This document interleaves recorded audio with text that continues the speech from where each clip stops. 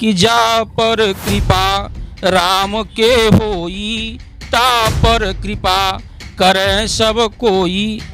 और पृथ्वी का देवता ब्राह्मण था और है और रहेगा। ऐसा मैं नहीं कर रहा हूँ, भगवान श्री कृष्ण ने कहा था जिस समय उनके वहां मारने के लिए गया हो Brahmin. Political science began in with state, राजनीति शास्त्र का आदि और अंत राज्य से है, लेकिन आज political science began in caste with caste हो गया है। सुन लीजिए कि कभी इस दल में कभी उस दल में है, दल बदलू दोस्तों। कि किसकी सरकार आएगी? सरकार अभी तो बता नहीं पाएंगे, जहाँ तक कि ये ठीक है, बताएं सर किसकी सरकार? बीजेपी। आप बताएं सर। बस भाजपा जा रही है। पूरे वाराणसी के लोग बीजेपी। वजह क्या रहेगा? वजह यह है कि काम किया है उसने और काम किया है उसने, ठीक है। बताएं सर किसकी सरकार? अब की बार तो प्रियंका गांधी का ही सरकार बनना चाहिए।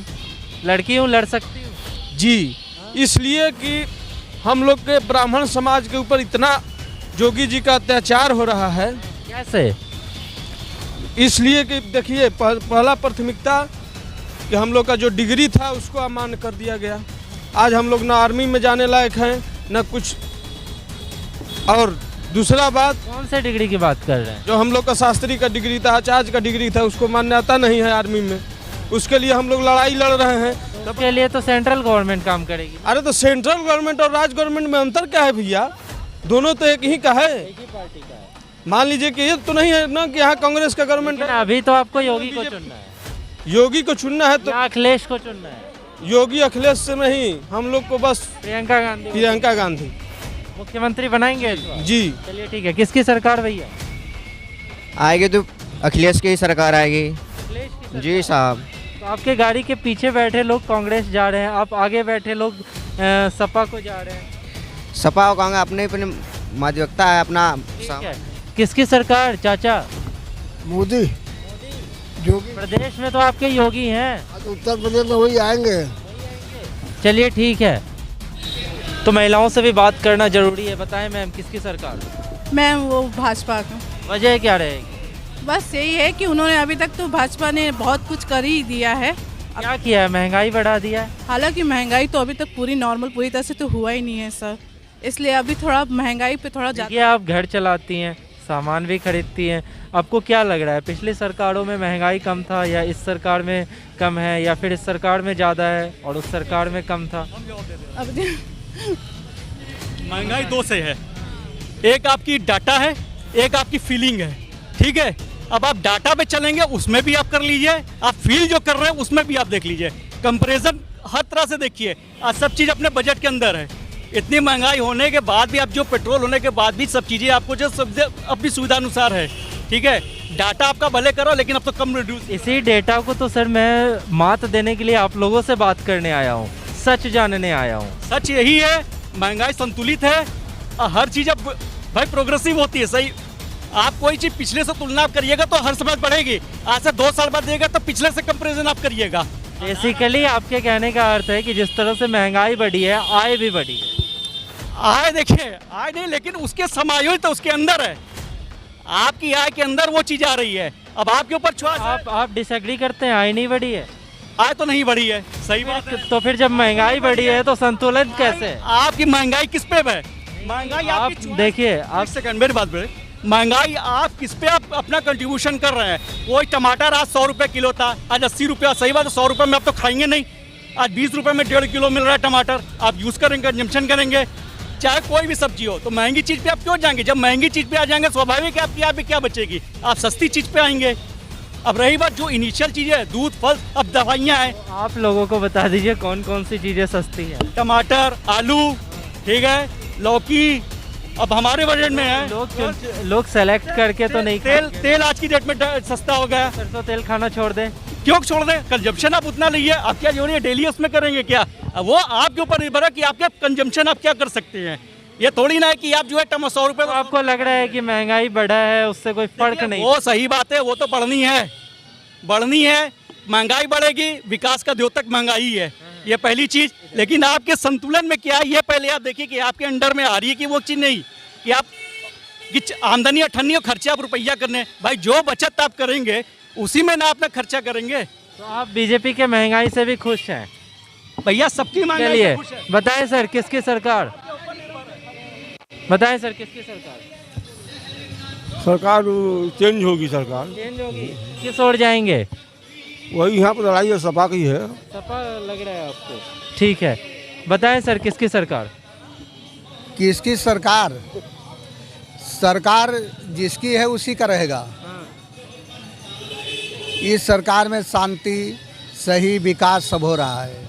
अभी जो महंगाई लोग कर रहे हैं, महंगाई तो वो मोदी जी या योगी जी थोड़ा पैदा करते हैं, ये किसान पैदा करते हैं ना। तो जो चीज़ मंडी में कम गिरेगा तो महंगा बिकेगा ना। किसान पैदा करते हैं या कॉरपोरेट वाले पैदा करते हैं? भाई अरे सब्जी या कोनो चीज़ ये तो किसान पैदा करते हैं ना। तो ये तो कम किसान पे आरोप लगा रहे हैं आप महंगाई के लिए? नहीं, ये जो लोग कह रहे हैं कि महंगाई मोदी जी बढ़ा रहे हैं, तो मोदी थोड़ा महंगाई बढ़ाते हैं भाई, पैदा तो दूसरा कर रहा है। लेकिन कंट्रोल तो सरकार के पास ही होती है तो ना? कंट्रोल जैसे कैसे करेगा? वो जो किसान पैदा करता है उससे पूछिए कि कितना रियाज से पैदा करता है, फिर भी लोग कहते हैं महंगाई। वो तो क्या महंगाई का कारण फिर किसान है? किसान क्या है? महंगाई क्यों नहीं महंगा रहेगा? वो पैदा तो किसान नहीं, करते मैं हैं। आपसे पूछ रहा हूँ, महंगाई का कारण किसान है? बिल्कुल है। वाराणसी में घूमते घूमते एक बेहद अनोखा चीज़ देखने को मिला। जैसा कि आप यहाँ पढ़ सकते हैं कि सरकारी नियमों का पालन हो, टीका लगाओ, टीका साफ साफ काम करो, टीका लगाने के लिए प्रेरित करे। बड़ी बात है। बोर्ड के इस तरफ भी हम पढ़ेंगे क्या लिखा हुआ है, धर्म की जय हो, कोरोना की हार हो, टीका लगाओ टीका। ये आप मतलब किस तरह से लोगों को प्रेरित कर रहे हैं टीका लगाने के लिए? मैं ये कुरुक्षेत्र से आज से 658 दिन से प्रचार कर रहा हूँ। कोरोना सचेतन अभियान है ये। टीका लगाओ, कोरोना सचेतन अभियान है। और ये कहीं भी आप चौराहा पे खड़े होकर लोगों को जगा रहे हैं? जागरूक करता हूँ। बड़ी बात है। आपको इसके लिए देश सलाम करता है। जय हो। है ना? चलिए ठीक है। बीजेपी वजह क्या रहेगी? हमारे यहाँ के प्राइम मिनिस्टर हैं, बनेंगे निश्चित। लेकिन अभी तो राज्य स्तरीय चुनाव है। अरे तो राज्य स्तरीय में भी जब साथ में रहेगा बीजेपी तभी ना। केंद्र में बीजेपी और मोदी साहब रहे, यहाँ योगी साहब रहे। तो आपको लग रहा है कि 30 सालों बाद जो है इस उत्तर प्रदेश में एक ऐसी गवर्नमेंट है जो रिपीट करने जा रही है? हाँ, इसमें दो राय नहीं है। चलिए ठीक है सर, नहीं है। ठीक है सर। बताएं भैया, किसकी सरकार? बस योगी जी और कौन? योगी जी। चलिए ठीक है। ये इसकी सरकार? योगी सरकार। योगी आएगा। बनारस के लोग बात नहीं करेंगे लेकिन पान भी बर्बाद नहीं करेंगे। पान खाते हैं बनारस के लोग खूब। अब किसकी सरकार बताया जाए? आप बताइए। अभी तो कुछ कहा नहीं जा सकता किसकी सरकार बनेगी। काहे? अभी तो भाई दोनों जन आपस में, वो कह रहा मैं बड़ा हूँ, वो कह रहा मैं बड़ा हूँ। अब किसको बड़ा माना जाए? आपको क्या लग रहा है बनारस के लोग किसे चुनेंगे? बनारस लोग किसको चुनेंगे तो भाई समय आने पे बताया जाएगा। चलिए, कांटे की लड़ाई है ना, कांटे की लड़ाई है, समझिए। ठीक है। किसकी सरकार भैया? पान खाए हैं क्या? अरे बाप रे, बनारस में बड़ी तकलीफ है, करना मुश्किल है। कोई पान थूकना नहीं चाहते हैं। भैया क्या करेंगे कि उत्तर प्रदेश में किसको ला रहे हैं इस बार? इस बार तो अखिलेश के चांस है भैया। अखिलेश के चांस है। तो ब्राह्मण नाराज है क्या? ब्राह्मण बहुत ज़्यादा नाराज हैं। कारण क्या है? कारण ये है कि ब्राह्मणों का जो इनकाउंटर हुआ है उससे ब्राह्मण ज़्यादा नाराज हैं। तो लग रहा है कि उत्तर प्रदेश में ब्राह्मणों का जो वोट है उससे बीजेपी को नुकसान हो सकता है। बिल्कुल बिल्कुल 50% तो मान के सपा को भी नुकसान हो सकता है। सपा को नुकसान नहीं होगा। सपा में तो हरशंकर तिवारी आ गए, तमाम ब्राह्मण आ रहे हैं, आप देखिए। और ब्राह्मण परिवर्तन चाह रहा है, इसलिए न चाहते हुए भी वो सपा को वोट करने जा रहा है। जो मतलब जीतेगा, बिना मन से? हाँ, बिना मन से जो जीतेगा उसी को जिता देंगे, क्योंकि 400 ब्राह्मणों का इन्होंने इनकाउंटर किया। आत्मसम्मान पे आ गया है। आत्मसम्मान, बस यही बात है, आत्मसम्मान पर आ गया। तो क्या लग रहा है वाराणसी के लोग क्या करेंगे? वाराणसी के लोग भी वही करेंगे जो अन्य लोग कर रहे हैं। वैसे गाँव में ज़्यादा इनका विरोध है, शहर में मिला जुला असर है, फिर भी ब्राह्मण नाखुश तो है ही है। अब कुछ लोग नाराज़गी में भी भले भाजपा को दे दें, वो एक बात अलग है, लेकिन जो 100% दिए थे पिछली बार, अब वो बात नहीं रहेगी। ये तो फैक्ट है। फैक्ट है। हाँ, चलिए ठीक है हम चाचा। तो गांव के रहने वाले हैं, गांव की राजनीति आपको बता रहे हैं जी जी। कि गांव की जो स्थिति है, गांव के ब्राह्मण वास्तव में बहुत नाराज हैं। एक तो बेरोजगारी है, आरक्षण में ब्राह्मणों को रोजगार नहीं मिल रहा है। दूसरी चीज़ ये है कि लेकिन लोग कहते हैं कि योगी जी या फिर भारतीय जनता पार्टी जो सवर्णों की सरकार तो ये आरोप लग रहा है कि वो ठाकुरवाद कर रहे हैं, ब्राह्मणों के विरोधी हैं। विरोधी हैं। ये एक हवा चल रही है। नुकसान झेलने को मिलेगा। बिल्कुल बिल्कुल। चलिए ठीक है चाचा, हमको तो लग रहा है कि इनकी सरकार जाने वाली है। ठीक है चाचा। एक सेकंड बताएं सर, किसकी सरकार? बीजेपी। बीजेपी। वजह क्या होगी? वजह वही है, बीजेपी ही चारों तरफ है लहर। और काम तो किया होगा ना, बहुत सारा काम किया है बीजेपी, बहुत सारा काम किया। हाँ, चलिए ठीक है। के टपड़ी पे बात करने से असल मुद्दा और असल कवरेज पता चलती है, तो चाय वाले से भी हम बात करेंगे। क्या भैया, क्या लग रहा है वाराणसी में? वाराणसी में वही लग रहा है योगी जी। योगी जी। हाँ। और पूरे उत्तर प्रदेश की बात करें तो बस वही। अच्छा, लोग जो आते हैं चर्चा करने वो किस और बात करते हैं? वही सब बात करते हैं, योगी जी की बात। किस और झुकाव सुनने को मिलता है? वही योगी जी। योगी जी। चलिए ठीक है। अब कुछ चाय पीने लोग आए हैं, उनसे भी बात करेंगे और जानेंगे कि आखिर उनका रुझान किस ओर है, और यही लोग बताएंगे क्योंकि बुजुर्ग भी है। एक हमारे साथ दादाजी है, 91 ईयर ओल्ड। क्या नाम है दादाजी? उदय नारायण पांडे। ठीक है, तो मुझे ये बताइए कि कौन सी सरकार आने वाली है? देखिए ऐसा है, ये शंकर की नगरी है, बाबा की असीम कृपा है मोदी या योगी पर। बाबा का ये हुक्म है, सब पर नहीं कृपा करते। जो उद्यमी होता है, जो काम करता है, कर्मठ होता है, जो काम करता है उसी पर कृपा होती है। तो हमारा योगी और मोदी ने स्पेशली योगी इतना मेहनती है, उसने काशी के लिए बहुत ही काम किया है, उस पर भगवान की कृपा है। और आगे 5 साल वही रहेगा, और रहना भी है और रहेगा भी। और आज सुन लीजिए, पहली बार आप आए हैं, हमने देखा है आपके कार्ड पर लिखा हुआ था, कौन लिखा हुआ था, आप नोट कर लीजिए। इस बार हम 300 से 325 सीट जीतेंगे और योगी मुख्यमंत्री होगा। अच्छा, 91 साल आपकी उम्र है, तो आप तो बहुत दिन से वोटिंग कर रहे होंगे। बहुत दिन से। आपके सामने कई सरकारें आई और कई सरकारें चली गई। एक ऐसी भी सरकार राज किया करती थी जो पिछले 30 साल से आ ही नहीं रही है। ना, उस समय हमारे पीरियड में केवल कांग्रेस ही रही कुछ दिन तक, 30-35 साल तक काम अच्छा किए, ऐसी बात नहीं है। इसके बाद कांग्रेस में विघटन हो गया तो कांग्रेस फ्लॉप हो गई। क्या लग रहा है, वापसी होगा? ये कांग्रेस तो खत्म है, रह गया सपा। सपा परिवारवाद में ख़त्म हो गई, और भ्रष्टाचार सपा ही के पीरियड से शुरू हुआ है।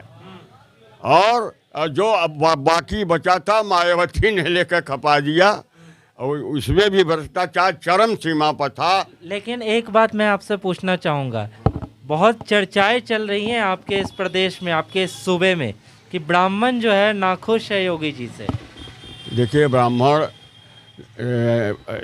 भगवान की कृपा होती है, वही ब्राह्मण होता है। ब्रह्म जानात ब्राह्मण, आप समझे ना। तो शंकर जी की कृपा है, तो ब्राह्मण जिस पर शंकर जी की कृपा है, जो मंदिरों का संरक्षक है, उसी को वोट देंगे। मेरा जहाँ तक ख्याल के ब्राह्मण समुदाय पूरा 90% कमल का फूल जो है शंकर जी को चढ़ाएगा। चलिए ठीक है, बताएं सर, किसकी सरकार? भाजपा की सरकार। क्या नाम है आपका? डॉक्टर अनिल कुमार मिश्र। तो क्या लग रहा है मिश्रा जी, किसकी सरकार बनेगी इस बार? पूरे प्रदेश की बात करें, भाजपा की सरकार बनेगी। यहाँ वजह क्या रहेगी? विकास जो है, विकास किया है, बहुत विकास किया है। आप बताएं सर, किसकी सरकार? भारतीय जनता पार्टी। वजह क्या रहेगी? वाराणसी के बारे में कुछ बताइए कि किस तरह से विकास किया है। वाराणसी में ये है, वाराणसी के विकास की जहाँ तक बात है, 90 के दशक को ले लीजिए, सन 2000 के दशक को ले लीजिए, यहाँ तक कि 2010 तक के दशक को ले लीजिए, यहाँ की सड़कें गड्ढा युक्त रहती थीं, गड्ढा मुक्त कभी नहीं रहती थीं। उसके बाद यहाँ के सीवर की व्यवस्था, पुराना सीवर था, उसी में कुछ व्यवस्था करके उसको किसी तरीके से राजीव गांधी ने चलवाया। खैर, उन्होंने कुछ चलवाया, लेकिन उसका कोई परिणाम अच्छा नहीं मिला। यहाँ एक रविंद्रपुरी का इलाका है, बगल में ही पड़ता है। वहाँ यदि अगर आप आज से 15 साल पहले 20 साल पहले आते तो बरसात के दिनों में उस इलाके को पार करना कठिन हो जाता था, साधारण बरसात में भी। अब योगी जी 2017 से आए हैं, 2014 में मोदी जी आ गए केंद्र सरकार में। उनके प्रभाव से और उनकी दूरदर्शिता की वजह से काशी के प्रति लोगों का झुकाव बढ़ने लगा।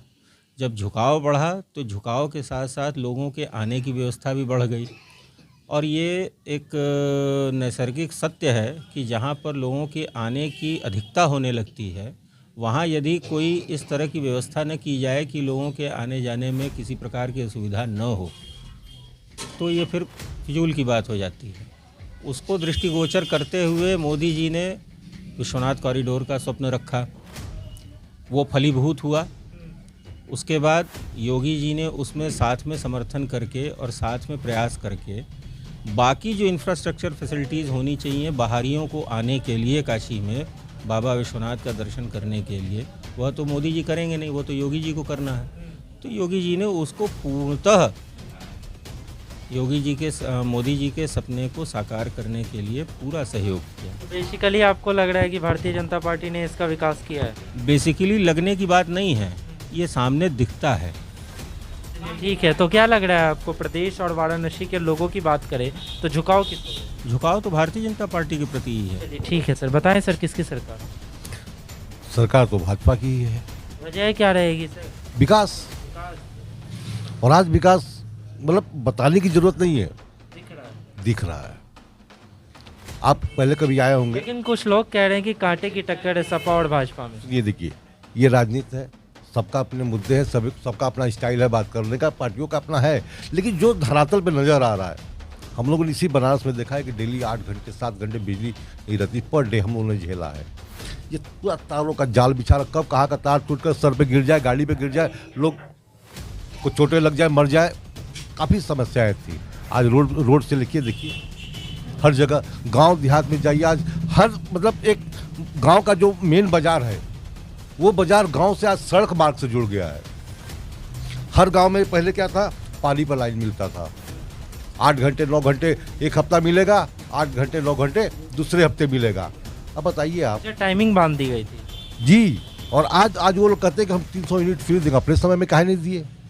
आज जो आप कह रहे हो जो 300 यूनिट फ्री देंगे, कहाँ से दे दोगे भैया? अपने घर से दोगे? गवर्नमेंट का आप मुख्यमंत्री थे पहले भी, आपको गुणा गणित आपको समझ में नहीं आया कि कॉर्पोरेशन को पैसा कहाँ से जाएगा?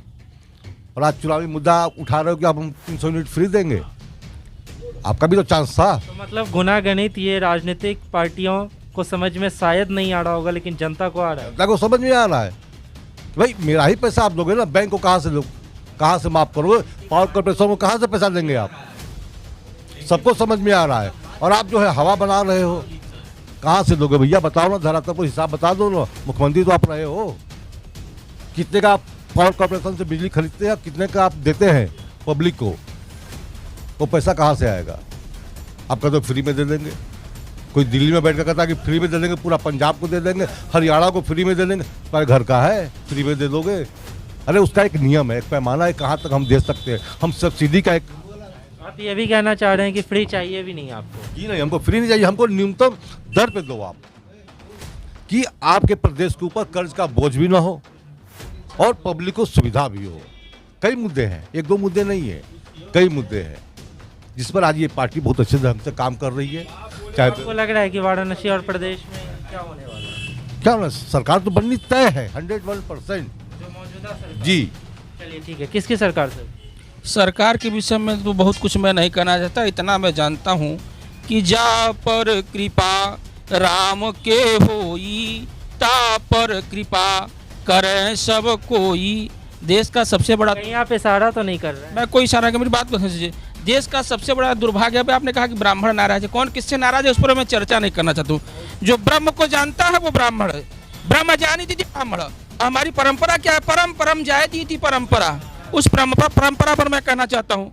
और पृथ्वी का देवता ब्राह्मण था और है और रहेगा। ऐसा मैं नहीं कर रहा हूँ। भगवान श्री कृष्ण ने कहा था, जिस समय उनके वहां मारने के लिए गया हो ब्राह्मण, तो कहें कि इसको अंग भंग करके छोड़ दो, क्योंकि अगर आप ब्राह्मण को मारोगे तो ब्रह्म हत्या लगेगी। एक बात।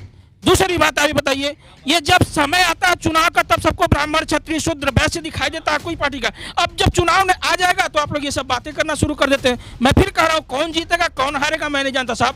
मैं थोड़ा सा पॉलिटिक्स में बीए में हमारा था, लास्ट में पॉलिटिक्स छोड़ दिया था। उसमें गार्नर की एक परिभाषा थी, political science began in with state. राजनीति शास्त्र का आदि और अंत राज्य से है, लेकिन आज political science began in caste with caste हो गया है। आपकी कास्ट की संख्या जहां जहां सब पार्टियां उनको वहां टिकट देती है, उनको जिताने की पैतरा रचती है और सब योग्य हो जाते हैं।